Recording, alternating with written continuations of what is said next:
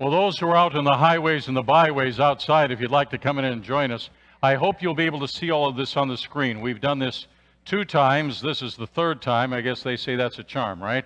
So hopefully we've got the information, but mostly what we want to do today is give this congregation a chance to kind of see where the future is unfolding for this congregation. I'm just delighted that Bishop Eaton is here with us and for your morning, and also Bishop Wayne Miller from Chicago. It's nice to come down from those parts, I know. And Rick Blees is here too. Rick, where are you? Rick's here. He's helping us with a lot of what we're moving toward. And again, Rahel and all. You come here to see Chicago. Why not? Why not? Well, I'll tell you what, I'm going to try to do this briefly, and then we're going to have a panel of people up alongside to maybe answer and give you more detail. But what I want to do is to simply welcome you. This is the 3rd presentation we've made on what it means to be the church here at Emmanuel.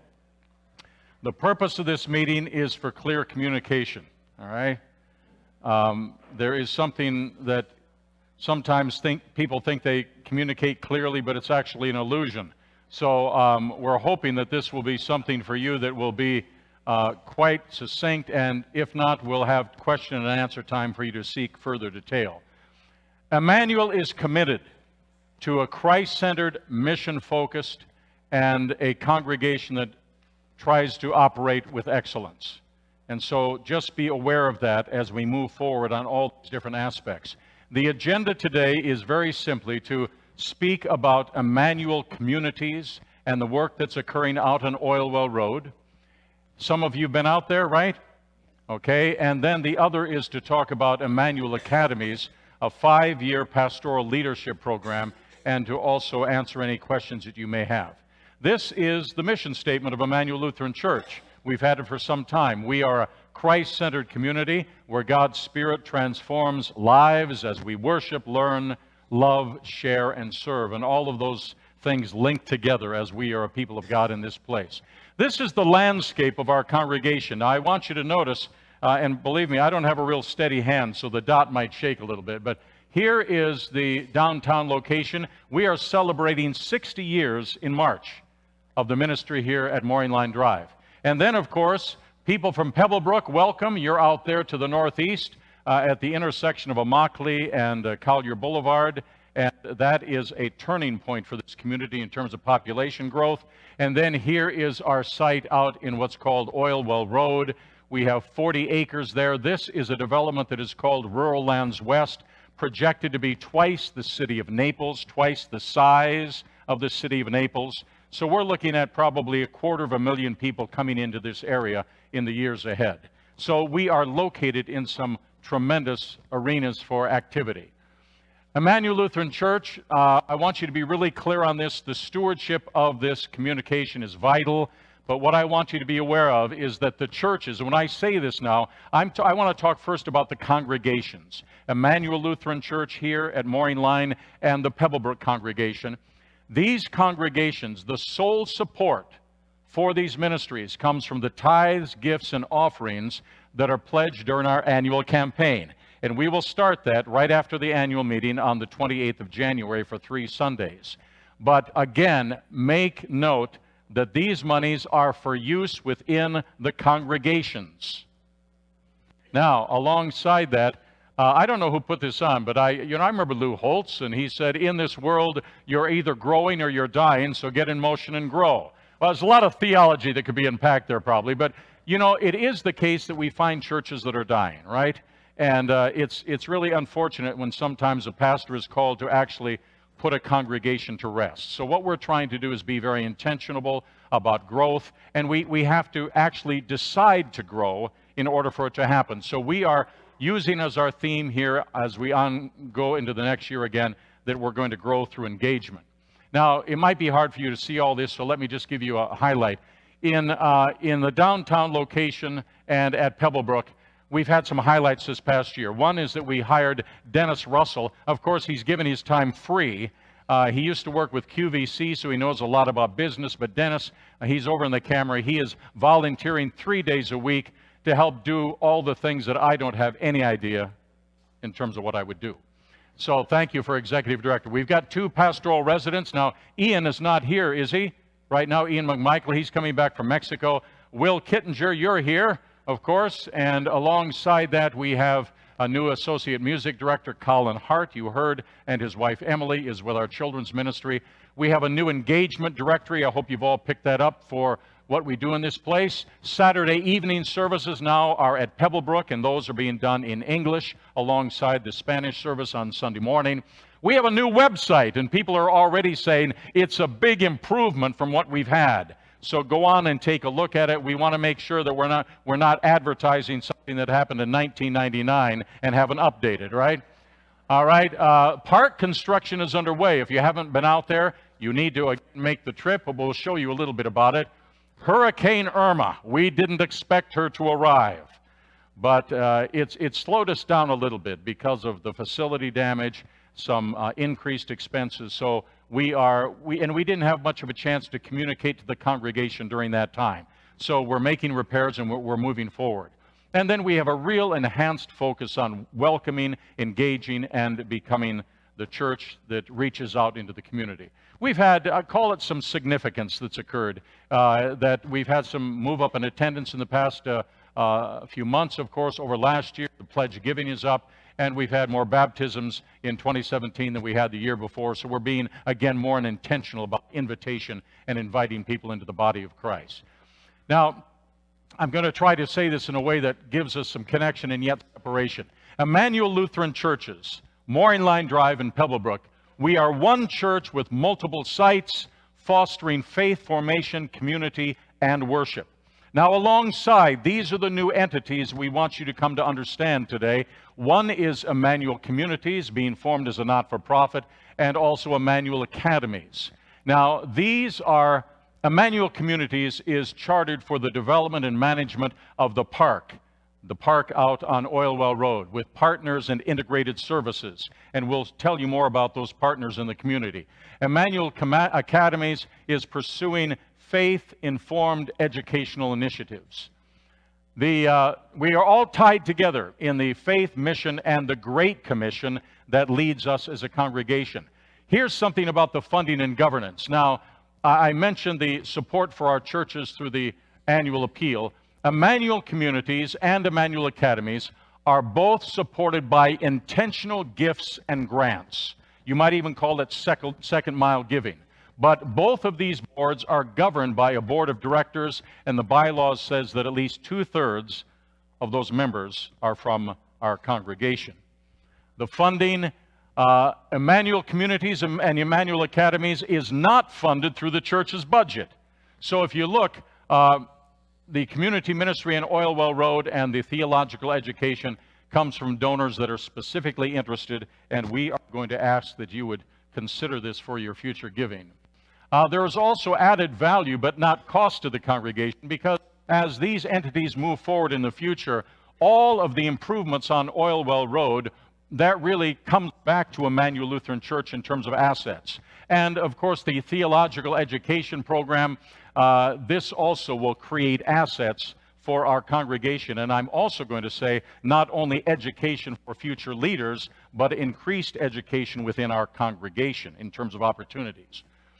Emmanuel Communities, we'll talk about this a little bit at this juncture because it is centered on the development of the property on Oilwell Road for the express purpose of establishing Emmanuel's presence and extended ministries in one of the fastest growing areas in the country. A congregational component will exist alongside the community partners. Now, at one point, I remember some of you saying, oh, we're doing a satellite congregation. Well, it'll be a congregation, but it will also be a mission center that will serve other congregations. So be aware of that as we talk about this opportunity. Let's see if this works. This is from the Naples Daily News.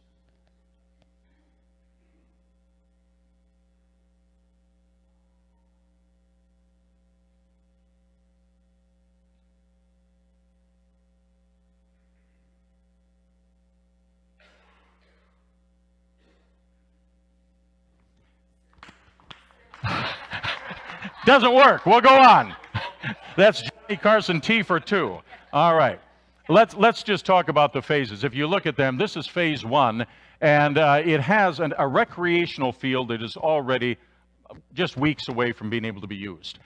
You're going to see the development of a lake and a landscape that has playgrounds, and this is really, for the most part, in phase one, just a place to welcome people into that part of Collier County and get to meet one another, knowing that there is more to come in this place. This is the most recent park image. There's some asphalt, and the lake is being churned up now. We expect it to be about a 5-acre lake at some point. And then even right now, we can begin using this property, and what we're looking at, there is some possibilities, of course, for soccer, for the kids in that area. By the way, there are 3 schools, elementary, middle, and a high school, within about 2 miles from this site, some of the largest schools in Collier County.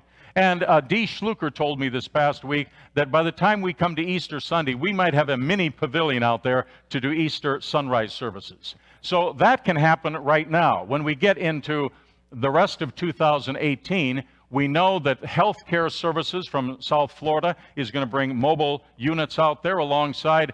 Here, Teresa Shaw is here, Boys and Girls Clubs. We're so excited about our involvement with Boys and Girls Clubs. Teresa is the CEO of the Boys and Girls Clubs here in town.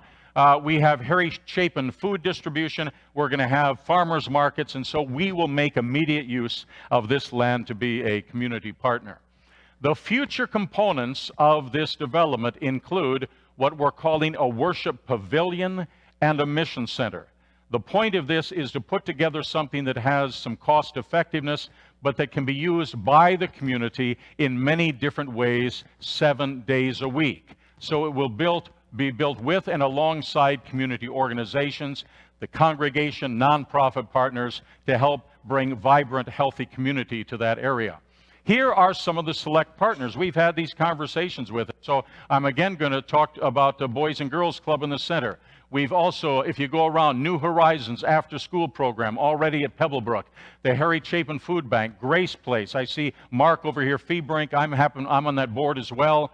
The JFCS is a Jewish federation where there is help for those who have dementia and Alzheimer's, and they want to help the community with that service. Of course, Habitat for Humanity, we've built about 55 homes already in this congregation alone.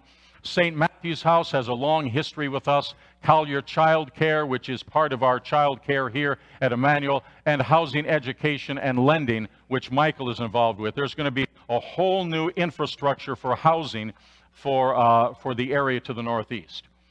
This is a draft sketch. I was told not to say too much about it, but you can look at it. This is the unfolding of this 40 acres, and right in the middle here is the center of the pavilion with everything built around it.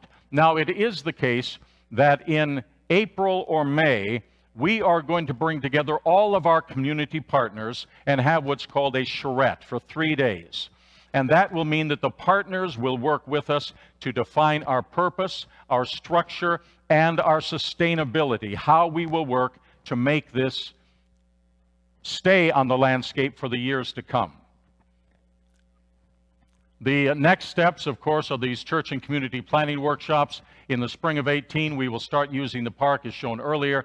In the summer, we'll revise some of the master plans, and you can look and see how it will continue to move forward. Now, let's talk about Emmanuel Communities. It's a good time for a piece of little water here. We're calling it Emmanuel Academies. One day it might be called the Emmanuel Academies of the Americas.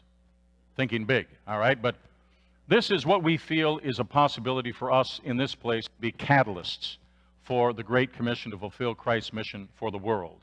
And the goal is to educate a new generation of leaders skilled to preach, teach, and reach others for Christ.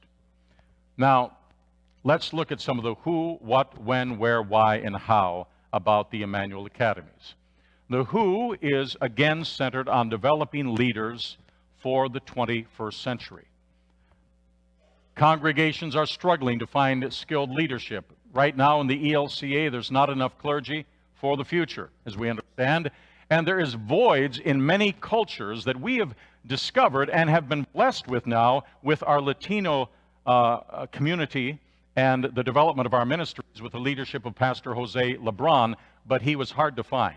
By the way, Bishop, when we first announced him to the congregation, my dear colleague Frank called him LeBron James. And Frank, we still laugh about that, but that is something that's we treasure that. It's not LeBron James, it is Jose Lebron. All right. All right. Here gives you a little bit of the need because, and Bishop, I'm glad you're here to see this. I hope this is accurate. But from about 2004 to 2015, the enrollment for Master in Divinity went down about 40% in our ELC seminaries. And at the same time, the retirements of pastors went up about 37%. That means that the projected gap for 2019 is over 1,000 congregations will be looking for leadership. What? We want this to be a new paradigm where there's flexibility, it's less time intensive, more efficient, and less expensive as a model of education. We'll get into that. The model is to develop what is called a 5-year pastoral leadership program. Now, the hope is that we will be able to use early discernment. I'll give you an example. Had I come out of high school right away knowing I wanted to go into the direction of church vocation, this might have hastened the ability for me to do that. The old model, 4 years of a bachelor's, 4 years of a master's, this is going to be combined in a 5-year program with elimination of some redundancy, and there's some real opportunity here to be worked out, but the goal is for a 5-year program where people can get an undergraduate and an MD degree. It will not be a traditional campus. The students will live and work within their communities. So if they come online and begin this, they could be anywhere in the country or they could be anywhere in Latin or South America and tie into it through what is going to be the distributive learning. But the context means that no matter where these people are, they will have mentors alongside. One would be their local parish pastor. Another would be maybe be a good friend and mentor. And the other would be a faculty member from the Lutheran tradition. So again, the students will also have a reduced financial burden. The old model, and I'm not putting it down, but I'm just saying we want to look at the fact that cost is very important. We think we can do this at the cost of about a car payment, about $300 a month that they would pay for this program to come online and reap the benefits. It's a new paradigm. We're going to try to leverage our partners that we have. There is no curricula to write, no additional buildings to be constructed, and no faculty to be hired. Why? Well, we'll get into that. We're now piloting this program. It is commencing, and we already have some students that are being identified. I think we have 3 from Pebblebrook alone that are interested in looking at a development of vocation within the church. Classes may begin even this fall, and I'm going to leave that explanation to the others, but they will begin this fall, we hope, and we're going to begin locally, meaning not only within this area, but I want to say through the Florida-Bahama Synod. Because the Florida-Bahama Synod, when we get this word out to congregations, we think this is going to be a great local arena for them to be brought into the opportunities available to seek a church vocation. And then when we talk about beyond, we're looking out our southern door too, so we'll get into that. Where is this going to be held? In other words, where will the academy be placed? And right now we're saying it's going to be here, and we have, if you walk through our facility, you will note that on the second floor of our what extends from the Family Life Center, with some renovation, we believe that can be the immediate location for students who want to begin this program alongside the Emmanuel Community Church. Now, we have an absolutely fascinating context in South Florida for this to occur with students taking classes in this program. Why are we doing this? Well, I think it's because it's part of who we are. I hope you nod for that. We recognize the need to develop church leadership for the next generations. A lot of you have talked to me about that when you think about your kids and your grandkids, your concerns. Our geographical setting opens up an opportunity for future leaders that have great multiple backgrounds. Sustainability of the church is vitally important to us, and we feel that we're doing this because we are living out the Great Commission. Now, I want you to just look at this for a moment. Bishop, you may not be aware of this, but when I came out of Luther Seminary, I went to Utah for 15 years, where Lutherans were 0.29% of the population. It was really hard for me to find a lot of connection with extended Lutheran community in this area. Now, when I came from there to here, I also noticed, having been someone that grew up in the upper tier of the United States, that that is where really all of our institutional strength is, whether they be colleges, universities, or seminaries. When we get down into the southern tiers of the United States, whether it be California, Texas, or Florida, there is a major vacancy of Lutheran education opportunities. And the fact of the matter is, Florida is the third largest state in the country in regards to population. So we want to address that vacancy, that area that has nothing at this point in time, that we think is a direct way for people to get connected into this program. Now, if you look out, so I got to tell you, I have looked out our north door, but in many ways I've looked out of our southern door even more, because all of these markers on this map going south are members. They are members at Emmanuel Community Church at Pebblebrook, from Mexico, from Honduras, from Cuba, Dominican Republic, where Pastor LeBron is from, Puerto Rico, Venezuela, Colombia, Ecuador, Peru, Bolivia. Our new bishop is from Venezuela, right? So we think we have tremendous opportunities for an inflow of people from this part of the world to find a way to get involved in what might be new leaders for the future of the church, as Bishop Eaton said so wonderfully this morning, that spread around the world. Now, Rahel Williams is here again. I see you back there. You reminded us that there were 7 million Lutherans, as did the bishop, in Tanzania. And so we know we are a global church, and we want to have an educational arena in this setting that will take advantage of our context to the south. How are we going to do this? We are going to collaborate initially with 2 leading accredited institutions. One is Concordia University out of Chicago, and the other is Sioux Falls Seminary in the Dakotas. We actually talked last week to Bishop Zelmer, and he began to talk to us about how this model with Sioux Falls is reaping some benefits for them in South Dakota in the ELCA, as well as parts of Iowa and Nebraska. So these are the institutions that have lined up to come alongside us. The local coordination is going to be with Howard Isaacson and Deidre Lapp. They're probably here. I know Howard is. But I also want to talk about Rick Blees right now. Rick, would you just stand up? Because I don't want to put you on the spot, but Rick is one of our leading theologians in the United States, and I am really turning to him to be one that will help us also be the central figure that helps us figure out some of these very important things that we do in communion with these partners. All right, the Academy sustainability. I can't tell you how many people have asked me about sustainability. And the anticipated sources. First of all, it's a pilot program, proof of concept. We expect tuition and sources of revenue come from student and family contributions, federal grants and student loans, grants from local and national foundations. The Curran Foundation out of Wisconsin is already talking to us about a major grant. Donations from the Emmanuel community, and of course we hope that we'll have some continued support from the Synod and the ELCA as we move in this direction. The summary: Emmanuel is about enriching relationships with Christ for you folks and for all people. The purpose of this decision to grow is, again, we feel like we are participants in this Great Commission. Locally, Emmanuel Communities is going to be a place in Southwest Florida with these partners that I think is going to, again, give us a chance to change the landscape to the Northeast in terms of integration of congregation like ours and the way that we will dovetail with the community. And we're just pleased that we have so many of those partners already. Globally, Emmanuel Academies is growing in many expressions. We hope to develop relationships with new and relevant educational models for the 21st century. How to stay informed. We're going to use our weekly star, the newsletter, website, Ask and Engage. As a matter of fact, if you want to have first-hand conversation, come and speak with me or with Howard and Deirdre, because we've had many people that have done that and sought all the detail that they needed.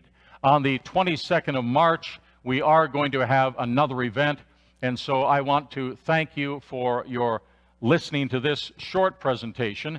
The invitation on March 22nd is that we will be gathering here with our partners that we're involved with in ministry to celebrate and seek some support for Emmanuel Communities and Academies. And with that, I'm going to at least pause and say that is kind of the major overview of this. Now, what we're going to do is have some time for questions and answers, and I'm going to ask the panel to come forward because I know you have questions, and it is the case that I didn't try to answer them because these folks will do a better job. And the questions and answers that we've had previously, we've tried to deal with in part in the presentation that we have made.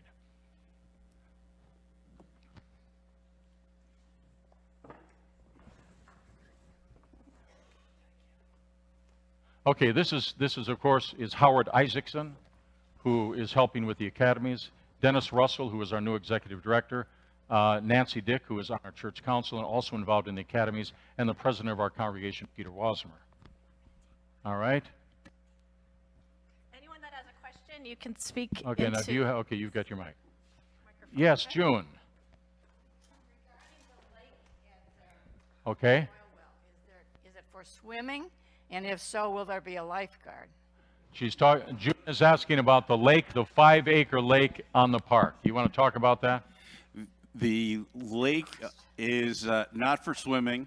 We're constantly checking it, though, for alligators and to ensure that it is safe. We have structured the lake so that way there's a gradual slope into the lake, so that way for safety purposes it is very safe and fully compliant with Collier's regulations. We also found it is spring fed. Yes, yes.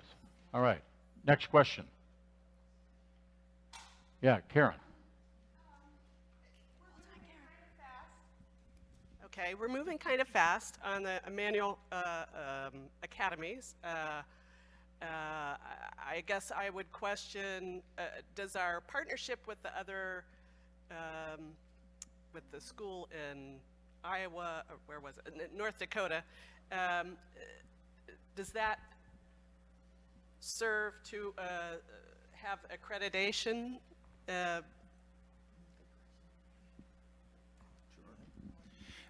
Sioux Falls Seminary is fully accredited with the ATS, which is the accrediting body here in the U.S. for theological schools. Good. Interestingly, traditionally, Sioux Falls Seminary is a Baptist institution. They currently have more ELCA first-year seminarians than from any other faith. Just to add to that, both of those entities have been doing a variation of this program for several years. We're not the first to do it.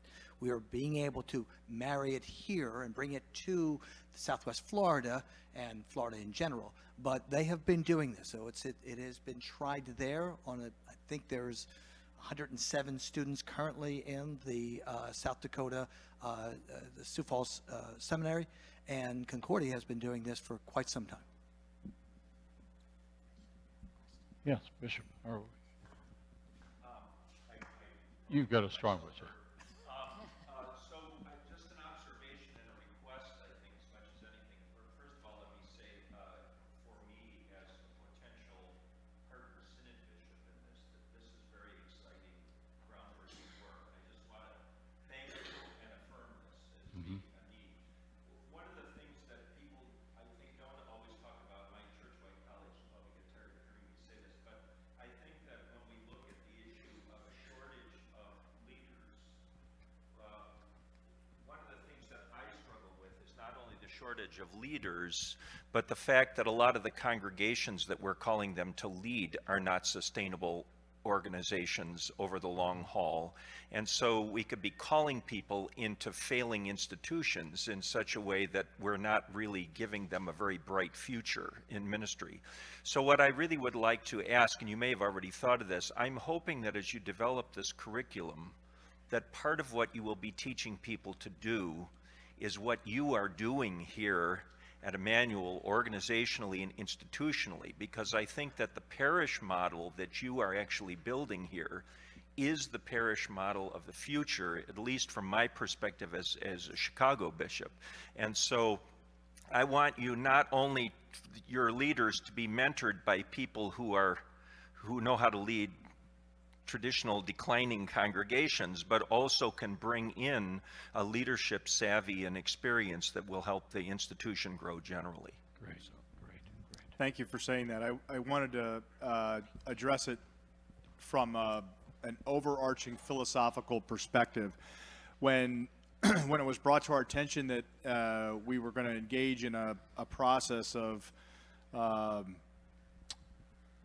delivering Christ or a relationship with Christ to more people, that was the overarching philosophy, is that it wasn't just to teach somebody to go into a parish and to be a spiritual leader. It was, how are we going to teach people to do that and then also extend that into their parish. And one of the things that I found to be very humbling is the participation of this congregation, and as a model for our call. Look, I'd be pretty bold to say this, but we love our spiritual leaders, but at the end of the day, it's our relationship with Christ. And so what we do as a congregation is an example of and a gift back to into the gifts that we've been given. And so that's really how I think, from my perspective, I've seen that's how we're really approaching this project.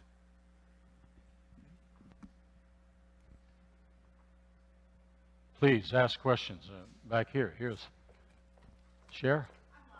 That's all right. You can. Okay. On the Oilwell Road project, I saw the nonprofits. I've just recently gotten involved with Champions for Learning. I'm going to be a mentor and considering going on their board. How did those nonprofits pick you, or did you pick them? It was a different kind of courtships, I'm sure, but is there someone to answer that?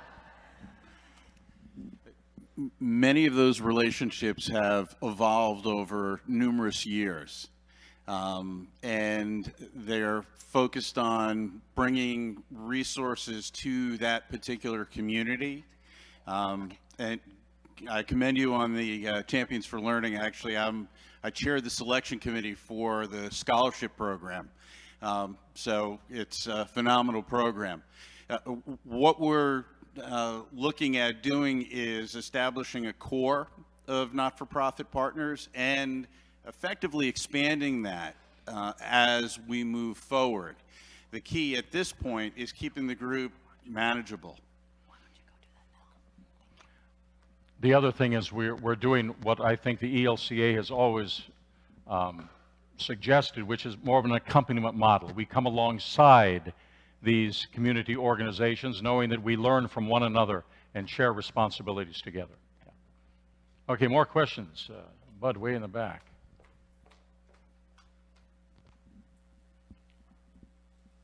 I keep hearing the word park and pavilion, and I guess I wonder, since is this going to be a congregation at all? Are we with all the people that are going to be out there? Normally you have fellowship, and is it going to go beyond the soccer fields? And are we going to have church services? How are we going to formulate this as it goes on? For right now, it kind of sounds like we're just trying to attract people in, but are we going to have a building out there for church services, or where's this eventually planning on going, and when?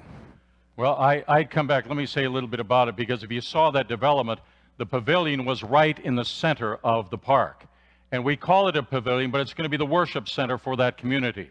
And to answer directly, yes, we're going to develop a congregation there. We're hoping to shape pastoral leadership within the context of our arena to lift up leaders for that new congregation.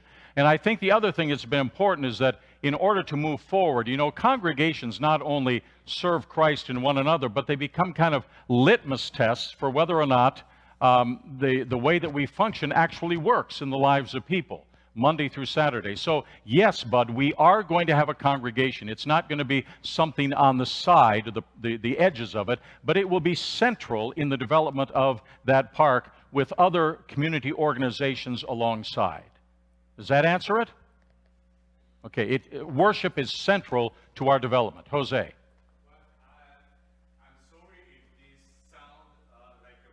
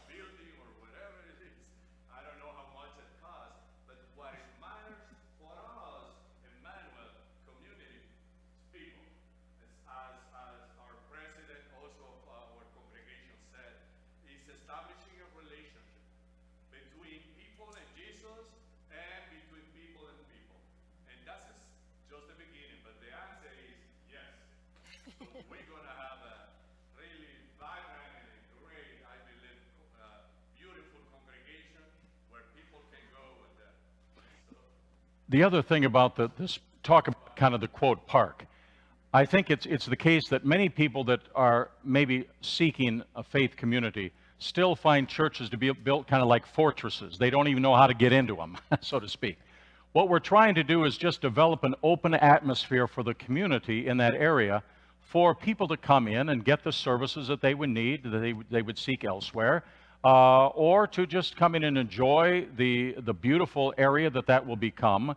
But to come back to Bud's point, that there will be a faith center in that, which will allow us to integrate and have conversations and welcomes with people that might not come into a place like that if it felt like it was built with borders around it. So we want this to be a very open landscape that people drive by and say, I'd like to go inside and see what's going there. Besides that, there's places I can get some connection with children's services or health care. And we will be, we're talking partners, because they recognize us as a community of faith that is alongside that. And we want to be, good neighbors in terms of our work together. Yeah, Nancy.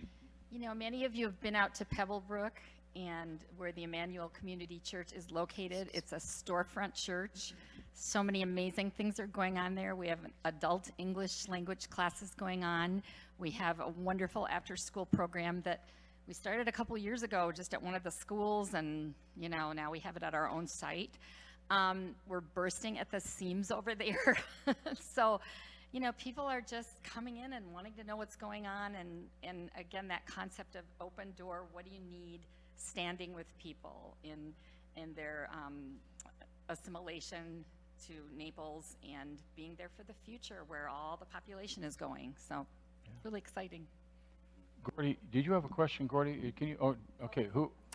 Okay. Yes. Joanne. Hi, I'm Joanne. Joanne. And the reason why we're sitting here, my husband and I, is because of Pastor LeBron. Yeah.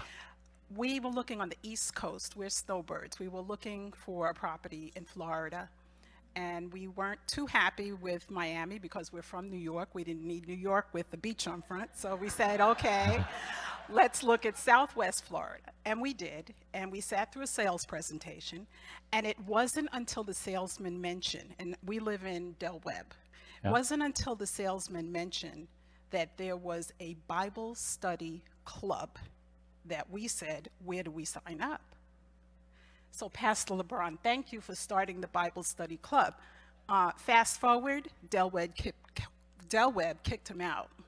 And the reason is because he doesn't live in Del Webb. And so all that to say that if you're putting a church where he lives, are you going to be preaching there?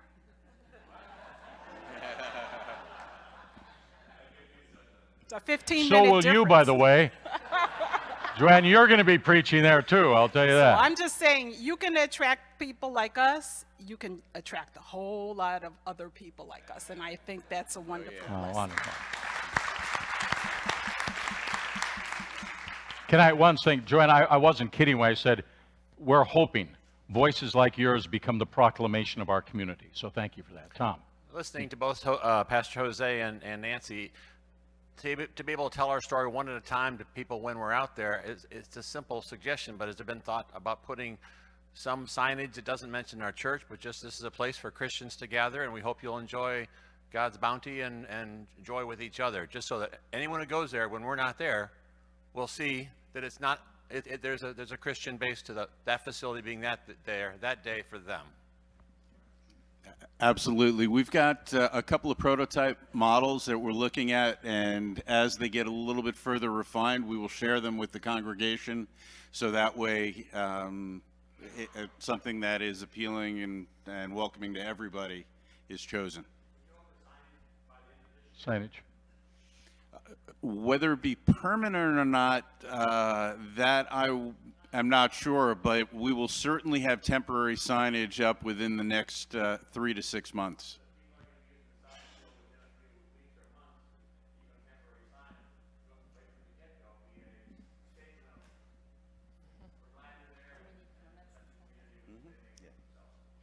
If any of you want to put billboards on and just walk around out by there, that'll help too. So until we get permanent signage. Next question.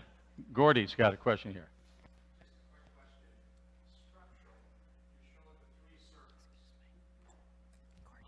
Here, let is the center circle, in other words, are we as a congregation ultimately responsible for the 3 circles, or are those separate subsidiary not-for-profit organizations? I don't quite understand. And then just a quick second one, you obviously have already been able to receive some dollars to start the park, to start the academy, and so we aren't starting from scratch, from what I understand. That's correct. Is that an accurate statement? Yep, it is, yes. It's a great question. I'm glad you asked it. It's one that's come up several times. Both Emmanuel Communities and Emmanuel Academies are separate 501c3 organizations. They were set up purposely as separate 501c3s, separate and apart from Emmanuel Lutheran, so that partners who would otherwise be precluded from contributing into a faith-based organization could contribute and come alongside us in those efforts. The Emmanuel Lutheran, however, our church, by virtue of the operating agreements, has a controlling interest in the boards of each of those organizations. So the ultimate benefit rolls up into Emmanuel Lutheran, but they are completely separate and they are funded separately. We've been the beneficiaries. Each operation has been the beneficiary of some thought leaders and spirit leaders from our congregation that have seen the light, and they've seeded them very handsomely. Peter had mentioned actually at one of our other meetings that the congregation has an obligation to support the church. Any support of Emmanuel Communities or Emmanuel Academies is voluntary. So it is by choice. If one wishes to be engaged and be involved and invest, whether it's time, whether it's talent or treasure, you're very welcome. But at the same point in time, there is no obligation from the congregation or of the congregation to support academies and the work that it's doing, or communities and the work that it is doing. Rick?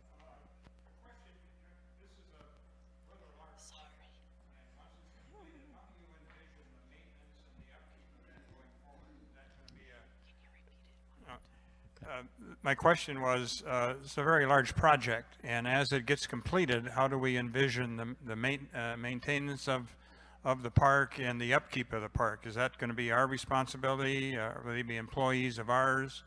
Will an outside source come in and maintain it? A lot of grass to cut, you know. It is a lot of grass to cut. I can tell you that one of the overarching themes, aside from promoting our relationship with Christ, is that in all of these efforts, in all of the conversations before we start, we're contemplating how are we going to sustain this. You know, churches are really kind of famous for coming up with a great idea and getting down the road for 2 or 3 years, and then you wonder, how do we sustain this? And so when we're starting with each one of these projects, we're thinking about how is it going to be self-sustained. We talked a little bit about it in the academies in terms of how we're contemplating how that's going to become self-sustaining as a lower cost model. It can be spread out, and that there may be some participation from outside sources, but really at the end of the day, grants, at the end of the day, it will be its own self-sustaining entity. Same way with communities. Each one of the partners that's coming in is bringing something to the table that will allow it to be self-sustaining. I don't know about the grass. I'm not sure who's going to be cutting the grass, but I can assure you that our role as board members and supporters of those organizations is to ensure that it goes on for a very, very long time based upon its own function. I would think appearance is a big factor in attracting to the park, so you need to address that, I would think. One of our fine members of this congregation actually gave a gift that has, within the next 10 years, kind of a sustainability for kind of a beautification or care of that park.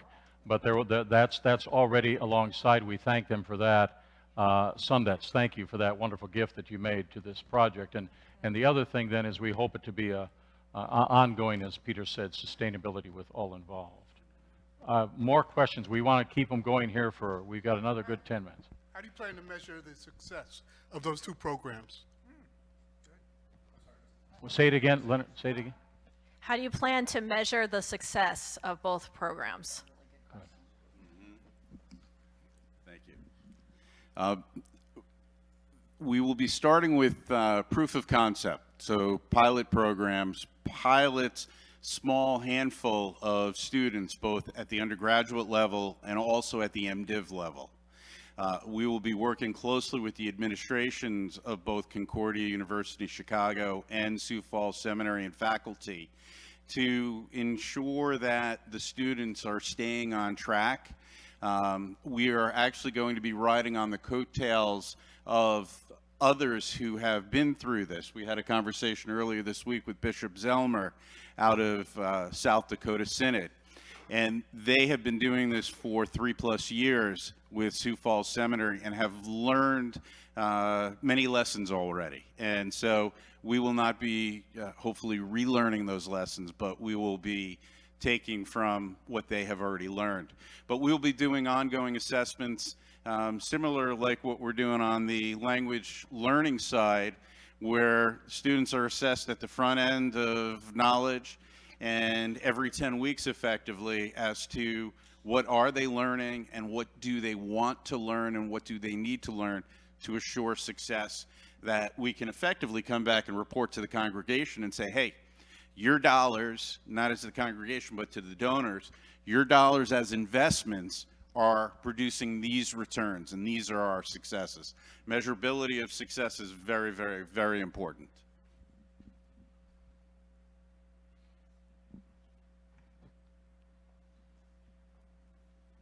Chuck has a question.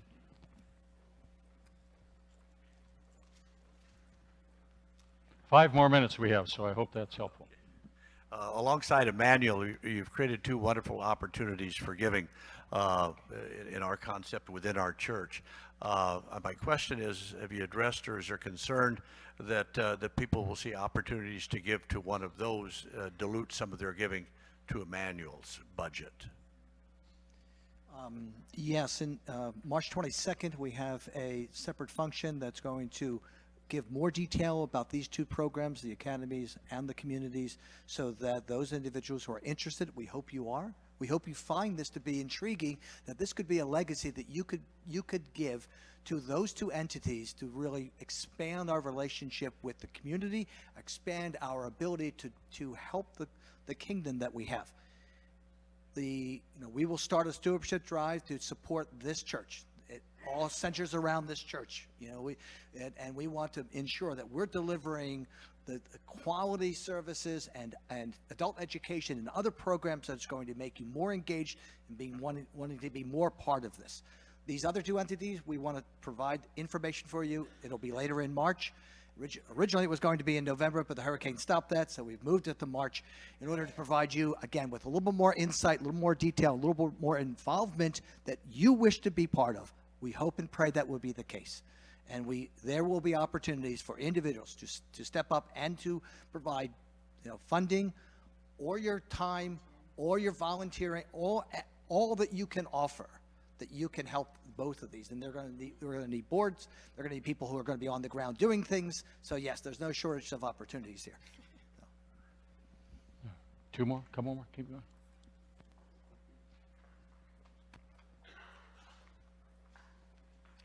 You like? Okay. You've got two more here. I don't have a question, but I have a statement. I think that our area is not the only one experiencing what we've outlined today. And isn't it wonderful to become a prototype for other areas in our country to do similar things? All of a sudden, I'm thinking of a doctoral study in my mind where data is going to be collected, it's going to be analyzed, and people are going to write studies about what we are doing here.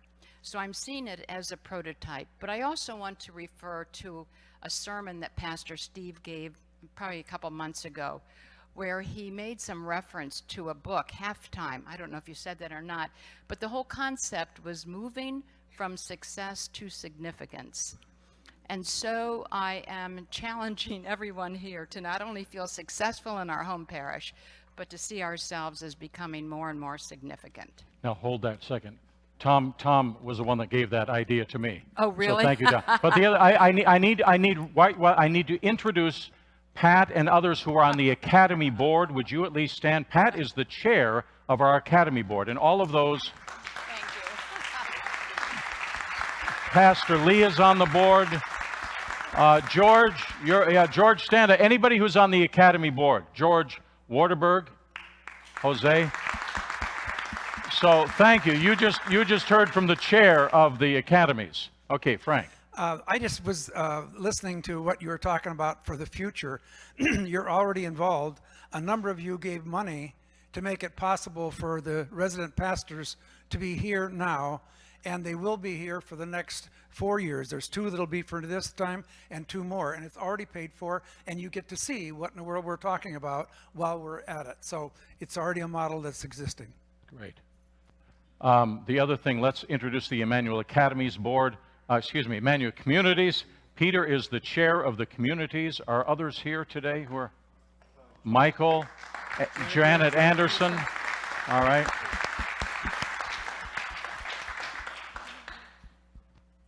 Okay, I think the bishop has a question. Or has everybody else spoken? Because if not, the bishop would like to have the microphone.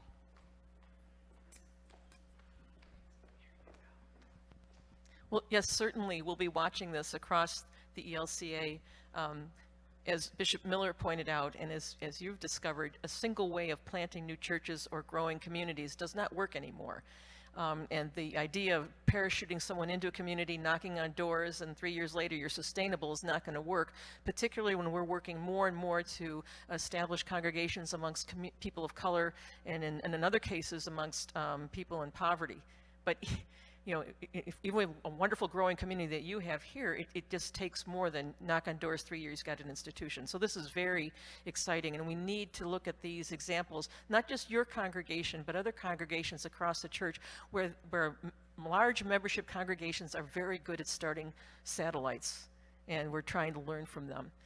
With the academies, also something with our now 7 ELCA seminaries, we're realizing that the model of a residential seminary education is not going to fit everyone.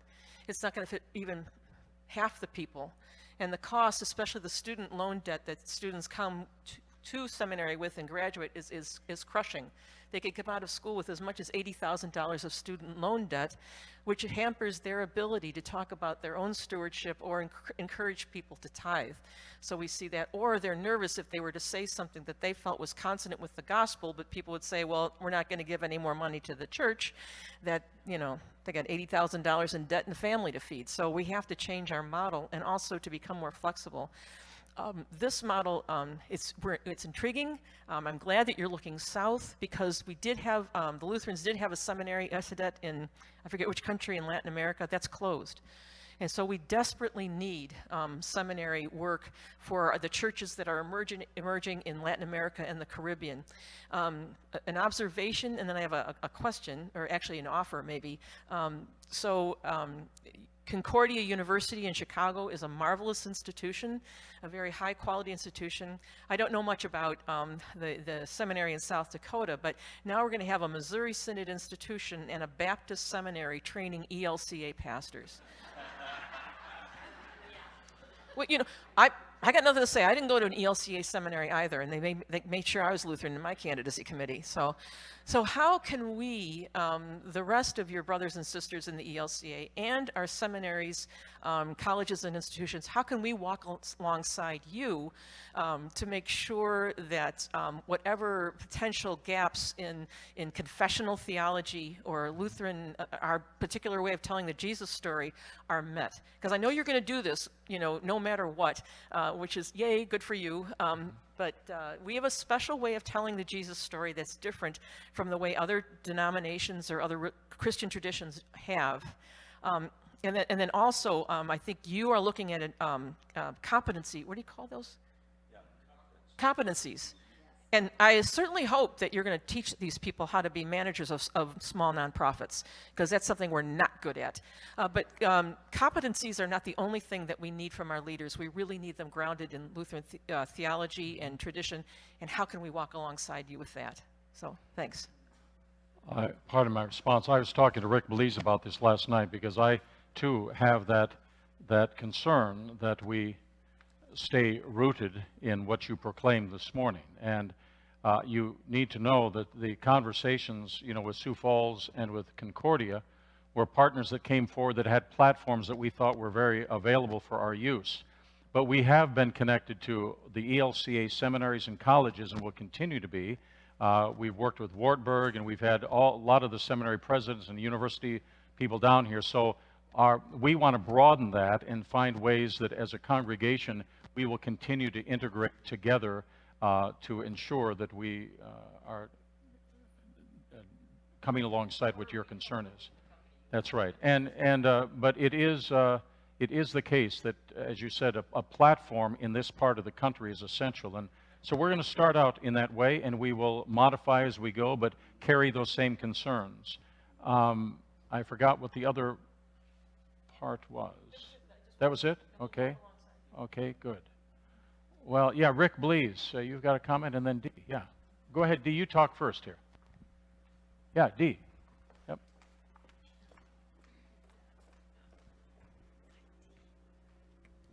My question is, can the Synod financially help support this project? The question is about support from synods or ELCA.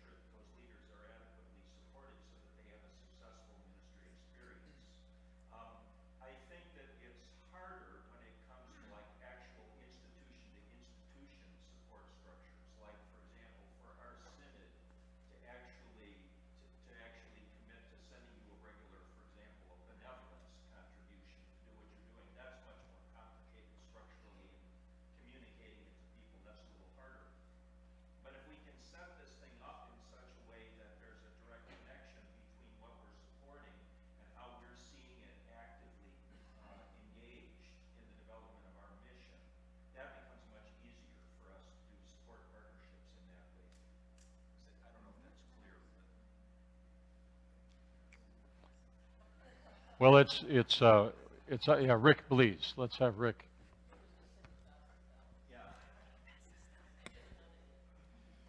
This question is actually for Bishop Eaton or your staff. You mentioned, and we all know, that the traditional forms of theological education are collapsing or shifting in dramatic ways. And that is true not just for North America, that's true for Latin America as well. And they have seen an elimination of many of our Lutheran institutions of theological education. Since Emmanuel, since their hope is to reach out from Southwest Florida, not just to the US and Southwest Florida, but also to Latin America, could you give us a sense of what role they might play in helping the Lutheran World Federation in their present discussions about how to do theological education in Latin America in the future?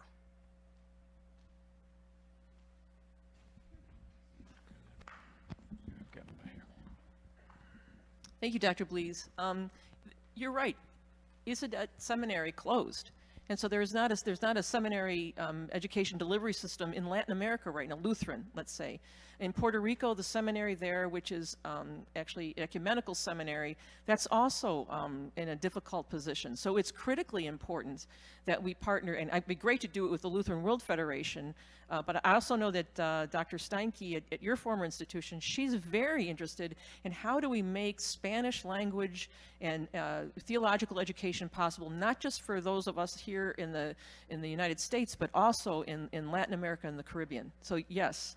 And maybe the Lutheran World Federation can also come alongside with some financial support. So I'm not going to, I have to go through the church council. I can't just say I'm sending you, thousands of dollars, or I could, but it wouldn't be true. But that would be something that we would have to discuss. And how does that fit in with the work that we're trying to do with the 7 seminaries we still have now? And we're taking a look at, 4 are now, 3 are embedded, 2 merged, and there are 3 freestanding seminaries. And now that we support them in some ways, though we're trying to get them to work together. But then here's another seminary where we support that. And then there's a donor who has the same vision, not for Spanish language theological education, but working with a college in the upper Midwest, happens to be his alma mater, and then having a seminary that would all be delivered online. So I don't want to create more seminaries. That's just, it's not sustainable. But how do we walk alongside this one and see it as part of our seminary system? I want to make sure that it's tied in with the rest of us. And the work that you could do reaching into Central and South America it has a huge potential and a need. Once again, I'll put a plug in for Lutheran understanding and Lutheran confessional theology. I'm the presiding bishop. I have to do that. Just, if I had a Coca-Cola, I wouldn't tell you to drink Pepsi. But very often, I think, and I don't know if Pastor LeBron has had this experience, but a lot of folks, not all, but a lot of folks coming up here, either from Puerto Rico, Central Latin America, are not Lutheran. And a lot of folks, at least in my former context, were either former Roman Catholics or they were Pentecostal. So how do we make sure that we're not doing bait and switch? That's not right. But also, how do we have this distinctive Lutheran voice if we're not tied in? I don't know if I'm giving. We can talk more about this if you'd like. Well, I would want to say that it never, from the perspective that I've carried in this parish, have we ever been talking about doing an end run around the ELCA. It's a matter of trying to find the models that use and find the connectedness that is needed to address those concerns, because we're finding out, Pastor LeBron has already told me many stories of the, I would say, if you will, Jose, the translation of the Lutheran perspectives of grace and gospel that is changing lives of people that are coming from Central and South America. So we're holding on to that gift. It is 1:25, and we're going to set you free.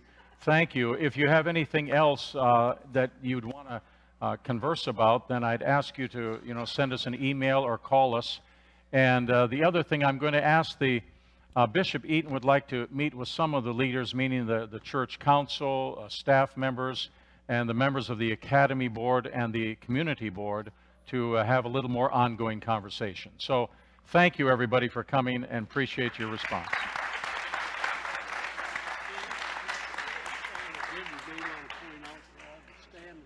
What's that? Yeah. Yeah, we've talked. I think there's more than one Augustana. Yes, there is. There's August. So my sister graduated from there. Yep. Oh, wonderful. Hey, Thank you. Thank you. That was great.